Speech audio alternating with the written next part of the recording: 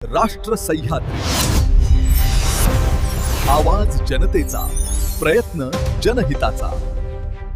अहिल्यानगर जिल्ह्यातील जलजीवन मिशनच्या प्रश्न प्रकरणी आमदार प्राजक्त तनपुरे यांनी विधान परिषदेत आक्रमक होऊन प्रश्न मांडला। यावेळी आमदार तनपुरे म्हणाले की 3 वर्षापासून शासनाकडून एकच उत्तर मिळत आहे की सुधारित अंदाजपत्रके तयार करण्यात येत आहेत, त्यामुळे ही अंदाजपत्रके नेमके कधी पूर्ण होणार, त्यासाठी रखडलेला निधी कधी मिळणार व जलजीवन मिशनच्या फेरस सर्वेक्षणाची वेळ का आली, त्यामुळे चुकीचा सर्वे करणाऱ्या संबंधित एजन्सीवर प्रशासन कारवाई करणार का, असे अनेक प्रश्न त्यांनी विधान परिषदेत उपस्थित केलेत।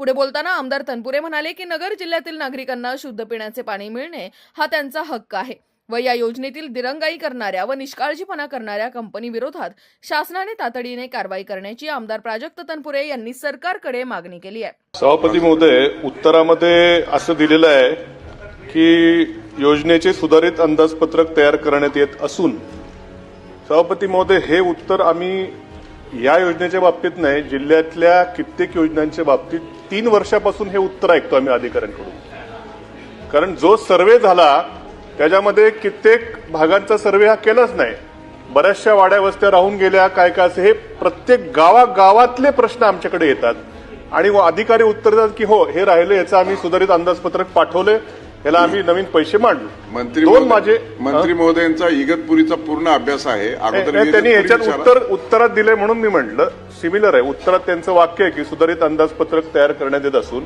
तर जसं इथं आहे तसं आमच्या जिल्ह्यामध्ये मी जे बघतो सगळ्या गावांमध्ये असं आहे, सगळ्या जवळपास योजना झाली, अर्धवटच घेतलंय, आता नंतर घ्यायचं तर अजून सुधारित अंदाजपत्रक करतो। 3 वर्षे हेच उत्तर ऐकतोय। तर नगर जिल्ह्याकरता कमीत कमी हे जे सुधारित अंदाजपत्रकाच्या प्रक्रिया आहेत, या किती दिवसामध्ये तयार होऊन पैसे किती दिवसामध्ये येतील आणि उर्वरित कामं होतील। आणि दुसरा स्पेसिफिक प्रश्न असा आहे, एखादा भाग जर तुम्ही सोडलाय आणि टाकीचं डिझाईन केलंय, आता नवीन भाग घेणार, ती टाकी पुरणार आहे का, तो पंप पुरणार आहे का, म्हणजे ज्यांनी कोणी हे अर्धवट सर्वेक्षण केलंय त्याच्यामुळे आता असलेल्या योजनेवर अधिक ताण येणार आहे। अशा अर्धवट सर्वेक्षण करणारी जी कोण एजन्सी होती त्याच्यावर तुम्ही कारवाई करणार का? कारण शासनाचे कोट्यवधी रुपये धुळीला मिळवण्याचं काम या एजन्सीजनी केले, असे माझे 2 स्पेसिफिक प्रश्न आहेत। सभापती महोदय, सन्मान्य सदस्यांनी जी अडचण सांगितली, काही भाग, काही वाड्या वस्त्या, काही वाढीव त्या गावातला एरिया सुटलेला आहे, तर यासाठी आपण सुधारित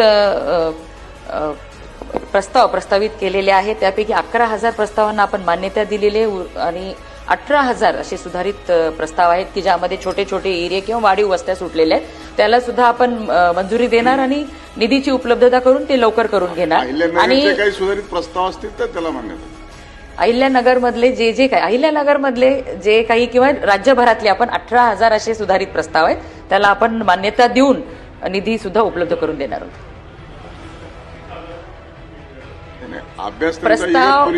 प्रस्ताव आपल्याकडे आलेले आहेत, काही यायचे आहेत आणि त्याला निधीची उपलब्धता।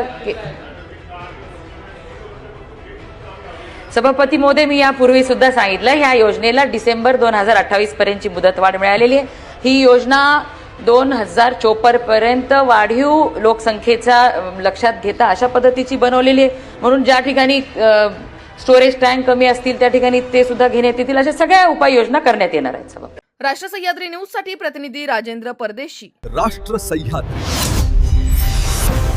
आवाज जनतेचा, प्रयत्न जनहिताचा।